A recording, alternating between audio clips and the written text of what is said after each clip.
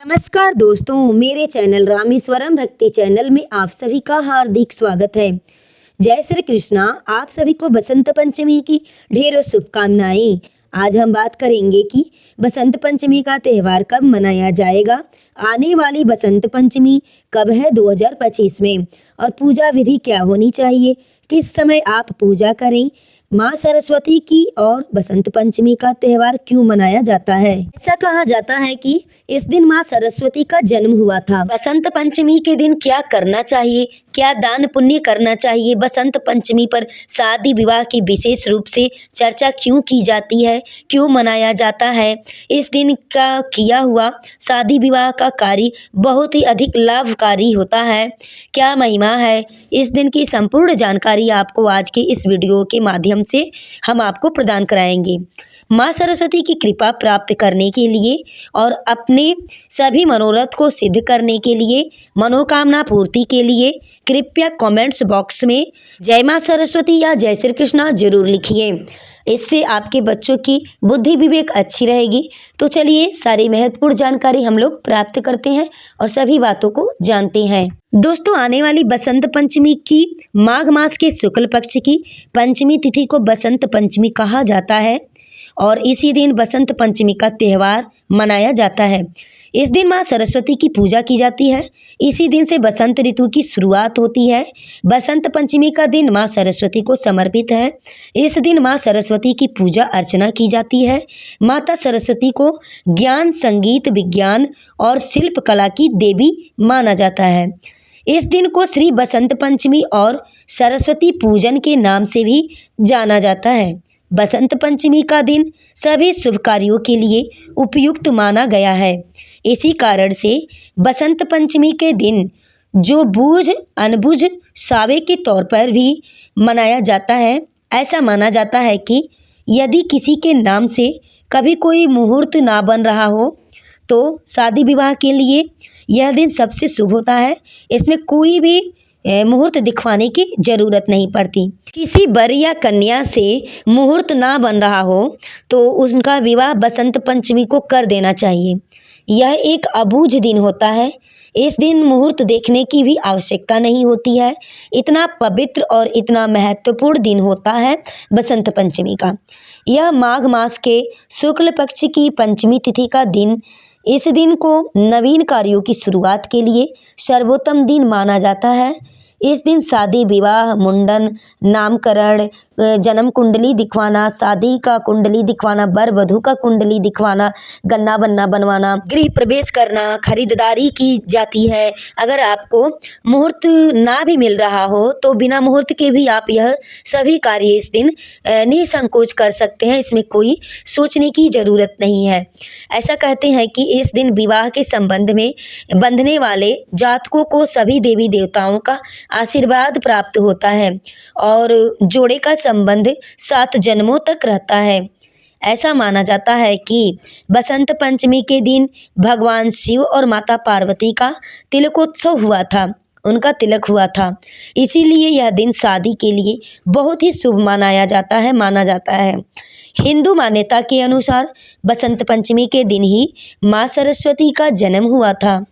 प्रचलित एक पौराणिक कथा है जो यह बताती है कि बसंत पंचमी के दिन भगवान ब्रह्मा जी ने माँ सरस्वती की रचना की थी। ब्रह्मा जी ने एक ऐसी देवी की संरचना की जिनके 4 हाथ थे। एक हाथ में बीड़ा, दूसरे हाथ में पुस्तक, तीसरे हाथ में माला और चौथे हाथ में वर मुद्रा में था। ब्रह्मा जी ने माँ सरस्वती को बीड़ा बजाने के लिए कहा, जिसके बाद संसार की सभी चीज़ों में स्वर आ गया। यही कारण है कि ब्रह्मा जी ने माँ सरस्वती को वाणी की देवी का नाम दिया। बसंत पंचमी के दिन माँ सरस्वती की विधि विधान से पूजा की जाती है। पूजा के दौरान माँ सरस्वती को कुछ खास चीज़ों का भोग भी लगाना चाहिए, जिससे बुद्धि के वरदाता की प्राप्ति होती है। आइए जानते हैं कि किस प्रकार से आपको करना चाहिए पूजन। माँ सरस्वती का, जिससे कि आपको कुशाग्र बुद्धि की प्राप्ति हो। तो बसंत पंचमी वाले दिन आपको सुबह सूर्योदय से पहले उठना चाहिए। उठने के बाद स्नान आदि करके माँ सरस्वती की पूजा आरंभ कर उससे पहले सामग्री जो आप एकत्र करेंगे वह जान लीजिए कि कौन कौन सी सामग्री आपको रखनी है। आपको सामग्री में चाहिए पीले रंग के फूल, पीले और सफ़ेद रंग से बने हुए माला जो माता को आप अर्पित करेंगे। पीले रंग की मिठाई हो या सफ़ेद रंग की मिठाई हो, कोई भी चीज़ हो पीला या सफ़ेद, माता को भोग लगाने के लिए आप पीले चावल का भी भोग लगा सकते हैं, खीर बना के भी भोग लगा सकते हैं। इसके अलावा बेसन के लड्डू का, जलेबी, ये सब चीज़ों का आप माता सरस्वती को भोग लगा सकते हैं। पूजा के लिए रोली, मौली, एक लोटे में जल, थोड़ा सा गंगा जल उसमें मिला लीजिए और सामग्री सभी एकत्रित करके एक स्थान पर आसन लगाकर बैठ जाइए। माँ सरस्वती की पूजा आरंभ करते हैं। माँ सरस्वती की प्रतिमा या तस्वीर अपने सामने रख लीजिए। उनकी प्रतिमा या तस्वीर को किसी चौकी पर पीला वस्त्र बिछा करके उस पे उनको स्थापित करिए। जहाँ भी आप पूजा स्थान बनाएं, उस पूजा स्थान को सबसे पहले पवित्रीकरण कर लीजिए। पवित्रीकरण करने के लिए एक लोटे में जल लीजिए, उसमें थोड़ा सा गंगा जल मिला लीजिए। उस जल से उस स्थान पर छींटे मारकर उस स्थान को आप शुद्धिकरण कीजिए। पवित्रीकरण हो जाए फिर उस स्थान पर माँ सरस्वती की तस्वीर या प्रतिमा जो आपके पास है उसको स्थापित कर दीजिए। गणेश जी की प्रतिमा रखिए या तस्वीर, फोटो जो हो आपके पास, गणेश जी का भी स्थापित करिए। उसके बाद से विधि विधान से आप पूजन करिए, क्योंकि किसी भी पूजा में गणेश जी का पूजा सर्वप्रथम माना जाता है। तो पहले आप गणेश जी की पूजा करेंगे, उसके बाद से माता सरस्वती जी की पूजा करेंगे। वैसे आपके पूजा स्थान में जो भी देवी देवता का तस्वीर हो, फोटो हो, सबका पूजा करिए आप, लेकिन सर्वप्रथम गणेश जी की पूजा, उसके बाद से माता सरस्वती जी का पूजा आप करें। उसके बाद से सभी देवी देवताओं का आप उस दिन पूजन करें। और बसंत पंचमी के दिन आपके घर में जो भी बच्चे हैं पढ़ने वाले, उनके सभी पुस्तकों को लेकर के और माता सरस्वती जी के सामने रखें, उनको अर्पित करें और उन बच्चों से विनती करवाएं कि हे माँ सरस्वती, हमें विद्या प्राप्ति कीजिए और विद्या की दाता माता सरस्वती आप हमें विद्या दीजिए, बुद्धि दीजिए, विवेक दीजिए। ऐसा करके उन बच्चों से माता सरस्वती को प्रणाम करवाइए, नमस्कार करवाइए। वहाँ पर एक कलश स्थापित कीजिए और उसमें एक का सिक्का डालिए, पुष्प डालिए। माता सरस्वती के लिए वह कलश आप स्थापित करेंगे।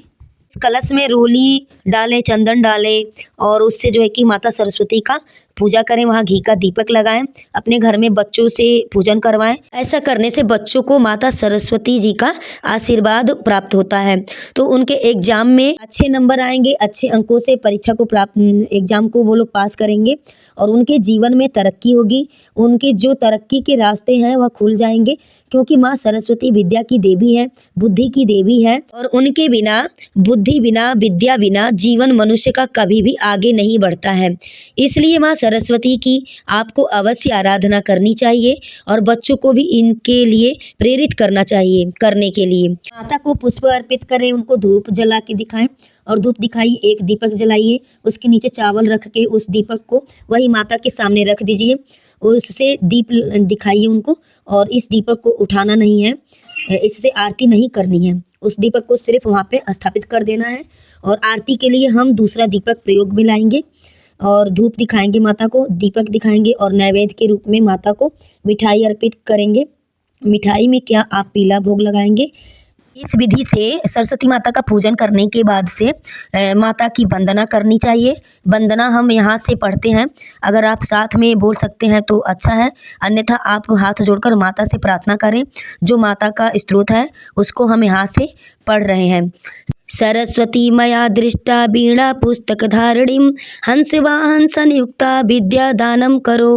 तुम प्रथम भारती नाम, द्वितीया च सरस्वती, तृतीया शारदा देवी, चतुर्थ हंसा वाहिनी, पंचम तु जगन्माता, षष्ठम वागीश्वरी, सप्तम चैव कौमारी चाटमंबरदायिनी, नवम बुद्धिदात्री च, दशम ब्रह्मचारिणी, एकादशम चंद्रघंटा, द्वादशम भुवनेश्वरी, द्वादशतानि नामानि त्रिशयः पढ़ेन जिहाग्रे बसते तम्य ब्रह्मा रूप सरस्वती। बोली सरस्वती माता की जय। जय हे माँ सरस्वती, हम आपको बारंबार प्रणाम करते हैं। हे माँ बीड़ा धारणी, हमारा प्रणाम स्वीकार करें, हमें और हमारे बच्चों को सद्बुद्धि दें। माँ, हम और हमारे बच्चे सदा जीवन में आगे बढ़े, सत्कर्मों को करते हुए जीवन को यापन करें और सदा वे बच्चे हमारे बुद्धिमान रहें, विद्वान रहें और आपका आशीर्वाद प्राप्त करते रहें। इस प्रकार से माता को नमन करेंगे। हाथों में पुष्प ले लीजिए। हाथों में पुष्प लेकर माता से प्रार्थना करेंगे।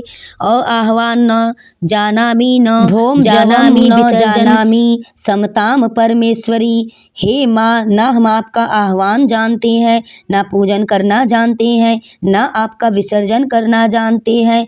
हम अज्ञानी जीव हैं, जैसी बन पड़ी है वैसी सेवा आपके श्री चरणों की है। इसमें जाने अनजाने में कोई गलती, कोई त्रुटि, कोई भूल हमसे हो गई हो तो माँ हमें क्षमा करना। आप तो दया सिंधु हैं, हम आपके दर के भिखारी हैं। हे माँ, आपको अर्पित करने के लिए हमारे पास कुछ भी नहीं है। तन मन धन सब आप ही का है। हमारे पास क्या है? मालती मलका जाति सत पत्रासन युक्तम पुष्पांजलि मया दत्तम गृह परमेश्वरी। हे माँ, हे पत्र पुष्प की भेंट है, इसे आप स्वीकार करें, आप दया का आशीर्वाद प्रदान करें। इस प्रकार माता से निवेदन करते हुए जो पुष्प आपने हाथों में लिए हैं उनको माता के चरणों में अर्पित करें। दंडवत माता को प्रणाम करें। प्रसाद बाकी सभी जनों में बांटें और अपने दैनिक कार्यों को करते हुए अपने दिन को व्यतीत करें। अब हम बात करते हैं कि यह शुभ दिन है कब और इस वर्ष 2025 में यह बसंत पंचमी का त्यौहार कब मनाया जाएगा। देखिए, बसंत पंचमी मनाई जाती है माघ मास के शुक्ल पक्ष की पंचमी तिथि को। माघ मास के शुक्ल पक्ष की जो पंचमी तिथि है 2 फरवरी 2025, दिन है रविवार, सुबह 9:14 पर तिथि आरंभ हो जाएगी और 3 फरवरी सोमवार को सुबह 6:52 पर तिथि समाप्त हो जाएगी। ऐसे में बसंत पंचमी का पर्व 2 फरवरी रविवार के दिन मनाया जाएगा। बसंत पंचमी पर माँ सरस्वती के पूजन के लिए शुभ मुहूर्त रहेगा सुबह 9:15 से और दोपहर को 12:34 तक। बसंत पंचमी में ध्यान का क्षण दोपहर को रहेगा 12:34 पर। बसंत पंचमी पर ध्यान देने वाली बात यह है कि इस दिन भद्रा का भी साया है और भद्रा का समय है वो रहेगा सुबह 7:08 से और सुबह 9:14 पर। इसलिए शुभ मुहूर्त हमने बताया है वो बताया है आपको 9:15 से शिक्षा आरंभ करने के लिए। बसंत पंचमी का दिन बहुत उत्तम होता है। तो यदि आपके बच्चे बहुत छोटे हैं तो आप उन्हें प्रथम शिक्षा दिवस जो देना चाहते हैं वो बसंत पंचमी के दिन ही आप दें। आज से उनकी शिक्षा आपको आरंभ कराना चाहिए और उन्हें प्रथम शब्द सिखाना चाहिए, अर्थात जो विद्या है उसको ग्रहण कराना चाहिए और आज से उनके लिए लाभमंद रहेगा। जो आज से उनकी विद्या ग्रहण की शुरुआत आपको करनी चाहिए। यह थी जानकारी बसंत पंचमी के बारे में कि बसंत पंचमी कब है, कैसे पूजन करना चाहिए, क्या वंदना है माता की और क्या लाभ है इस दिन पूजा पाठ करने से। ये सभी जानकारियाँ अगर आपको अच्छी लगी हो तो कृपया वीडियो को लाइक ज़रूर करें, चैनल को सब्सक्राइब करें, वीडियो को शेयर करें और कमेंट्स बॉक्स में जय माँ सरस्वती ज़रूर लिखें। आपको विद्या की प्राप्ति होगी, बुद्धि की प्राप्ति होगी और आपकी संतान भी विद्वान बनेगी। दोस्तों, वीडियो में बने रहने के लिए आप सभी को मेरे तरफ से बहुत बहुत धन्यवाद।